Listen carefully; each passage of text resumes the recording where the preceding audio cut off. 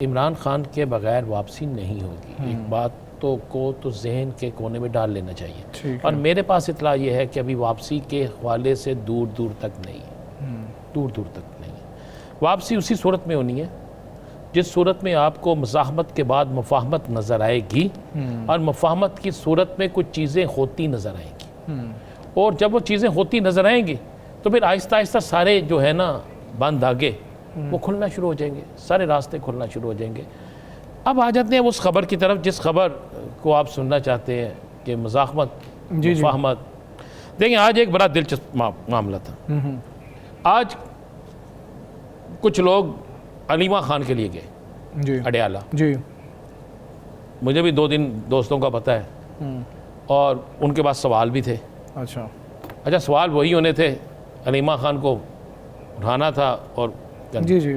अलीमा खान एक तो खबर कल शेख वकास तकरम साहब ने तो क्लियर कर दिया था। मज़ीद आपको क्लियर कर दूँ, अलीमा खान साहिबा को जब वो KPK गई हैं और आगे तक गई हैं, KPK गवर्नमेंट ने मुकम्मल सिक्योरिटी दी। ख़तरा भी था ना, हालात ऐसे हैं ना जी। और तहरीक इंसाफ की ये मैं आपको तस्दीक शुदा बात कह रहा हूँ, तस्दीक शुदा इसलिए भी कह रहा हूँ कि आज किसी एक शख्स ने, बड़ी कोशिश लोगों ने की, किसी एक शख्स ने मुखालफत की बात नहीं की। ये सब कुछ प्री प्लान हो रहा है। प्री प्लान इस तरह कह रहे हैं कि तहरीक इंसाफ की हमायत हासिल है अलीमा खान को। आज उन्होंने ऐलान किया उनकी बहन ने कि अब वो पंजाब में दाखिल होगी जी। ठीक है, आज सबसे खूबसूरत बात यह थी कि बहुत से लोग अलीमा खान को मिलने के लिए, अलीमा खान से सवाल पूछने के लिए, और कुछ लोग अलीमा खान से एक समन पे साइन करवाने के लिए।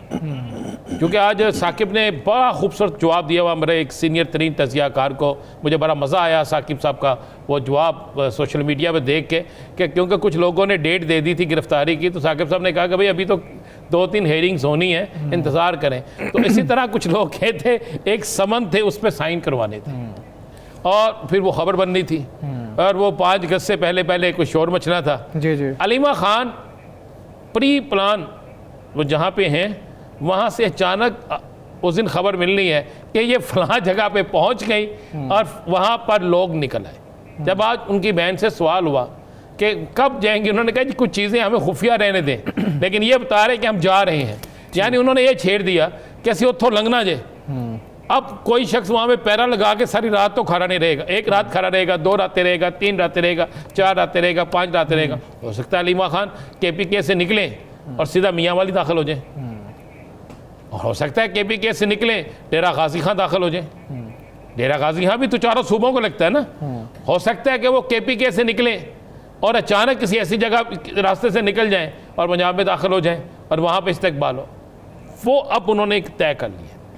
ये जब कहा गया था कि अब आपने अडियाला नहीं आना जी, आज लोग अडियाला गए थे, इतनी बड़ी तादाद तो नहीं थी लेकिन लोग गए थे और लोग गए जाके, जिनका नाम था मुलाकात के लिए कानून के मुताबिक गए। मुलाकात वही जेल वालों ने रखी होती है जी, फैमिली से करानी है ना, तो वो कहते बुश्ता बीबी भी तो फैमिली है ना, अंदर ये ना करा चुके ताकि अपना खाता भी पूरा करते जाएं, इमीडिएट। तो ये ज़रा हुआ है। लेकिन एक चीज़ मैं आपको बता दूँ, KPK गवर्नमेंट की हमायत हासिल है।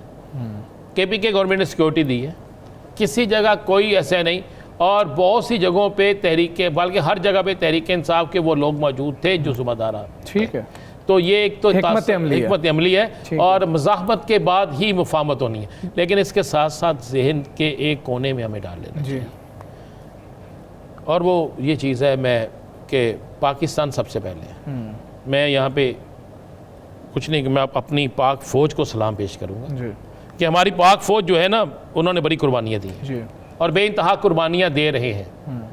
कोई तनहा कोई चीज़ कुर्बानी उसके आगे कुछ भी नहीं। शहादत का जज्बा बिल्कुल अलग, शहादत का मैं आपको करोड़ों रुपया महीना दें तो आप मैं फैसला करेंगे। मैं चैलेंज करता हूँ हर सियासतदान को, हर सहाफ़ी को, हर आम शहरी को कि ले भाई, आपको कहा जाए कि आप 5 करोड़ ले लो, हाँ जी, और आप 5 करोड़ लेकर उस जगह पे खड़े हो जो जहां पे आपको पता है कि 5 मिनट बाद मौत ने आके गले लगा लेना है, नहीं खड़ा होगा।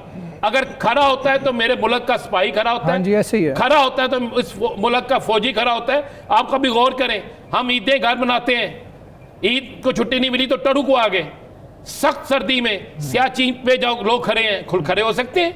सख्त गर्मी में जितने मोटे कपड़े पहनते हैं खड़े हो सकते हैं कोई? और वो जो राइफल इतनी मोटी उठा के, वो इसलिए नहीं उठाते कि अपने आप को बचाना है, वो इसलिए उठाते हैं कि इस वतन को बचाना है। और मेरा वतन सबसे ज्यादा अजीज है, और इसके जो इस वतन के रखवाले जो है अफवाज पाकिस्तान जो है, सो किसी को किसी की जात से इख्तलाफ हो सकता है, लेकिन मेरे मुल्क के जवान जो इस कुर्बानी देते हैं वो आपके और मेरे लिए देते हैं, तनख्वाह के लिए नहीं देते। तनख्वाह तो माजरत से बहुत से लोगों को बहुत सी चीज़ों की मिलती है, वो अपना फ़र्ज़ कितना अदा कर रहे हैं। बिल्कुल ऐसे हलफ में शामिल होता है कि मर जाएंगे, झूठ नहीं बोलेंगे, मर जाएंगे, आइन से कोई बगावत नहीं करेंगे, मर जाएंगे, आइन से हट के बात नहीं करेंगे। ऊपर 99 नाम लिखे होते हैं और नीचे जो है झूठ पे झूठ बोला जा रहा होता है।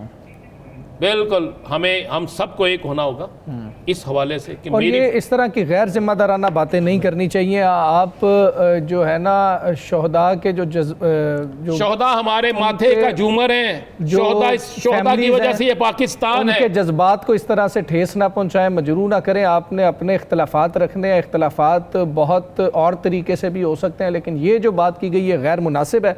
और इसको जिस तरह आज इसकी मतलब सबकी तरफ से एक चीज़ आई कि आप अपने अल्फाज वापस लें, वो सब कुछ होना चाहिए। साकिब साहब देखें, इसमें मैं कह दूं, चाहे कोई सहाफ़ी हो, मैं फिर वो कह रहा हूँ, कोई भी हो रहा है, कोई भी शख्स हो, किसी को ये हक हासिल नहीं है। मेरा सहाफ़ी जब शहीद होता है ना, मैं साकिब आप सारे खड़े हो जाते हैं कि ये शहादत है, ठीक है। हमने 200 से ज़्यादा शहादतें दी हैं, 200 से ज़्यादा हम लड़ते हैं, लेकिन हमारी शहादत भी उसी तरह है।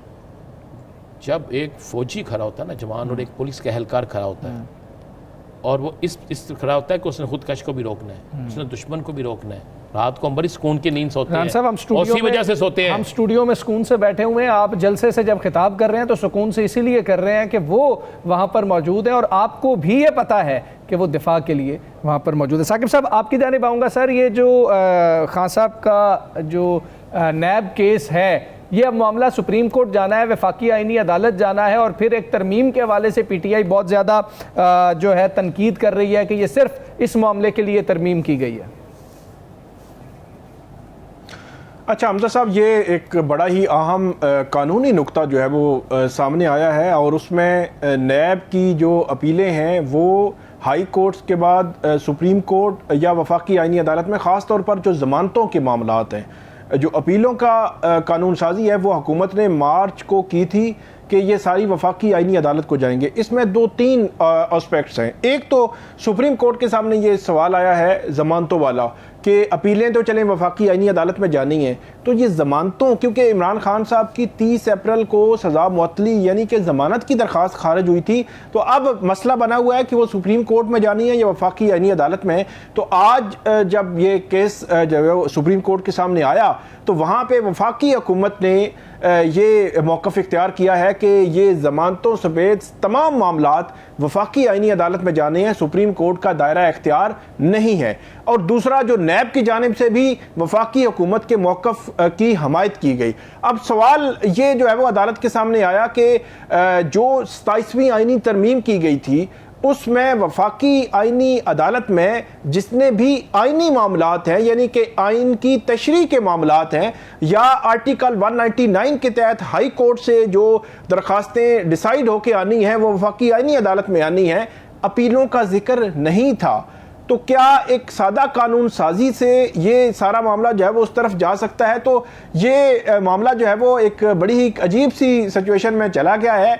अब ये इख्तियारात का मामला सुप्रीम कोर्ट और वफाकी आईनी अदालत के दरमियान घूम रहा है, लेकिन अगले 48 घंटों में ये जो है वो तय हो जाएगा कि ये अब जो है वो आईनी अदालत में मामला जाएगा या सुप्रीम कोर्ट। इसका जो दूसरा एंगल है वो बड़ा इंपॉर्टेंट है। 6 मार्च को ये कानून साजी होती है, आज जो है वो 14-15 जो है वो जुलाई हो चुकी है, और इस हवाले से पीटीआई अपने खदशात का इजहार करती है कि हमारे लिए ये कानून साजी आई है। लेकिन आप हैरान हो जाएंगे कि पीटीआई के पास भारी भरकम वकला की जो है वो तादाद मौजूद है, लेकिन उनकी जानिब से किसी फोरम पर इस कानून साजी को चैलेंज नहीं किया गया। अब जब उनसे सवाल करते हैं तो उनके पास कोई जवाब नहीं होता कि आपने चैलेंज क्यों नहीं किया। पॉलिटिकल लोगों से सवाल करते हैं, वो कहते हैं वकील बताएंगे, वकीलों से पूछते हैं तो उनके पास कोई जवाब नहीं होता। कि जब आप समझते हैं कि आपको टारगेट करने के लिए हुकूमत ने कानून साजी की है तो आप चैलेंज करते। तो बहरहाल ये एक मामला है जो अगले 48 घंटों में बहरहाल ये तय हो जाएगा कि ये जमानतों का मामला सुप्रीम कोर्ट में ही रहेगा या आईनी अदालत में जाएगा।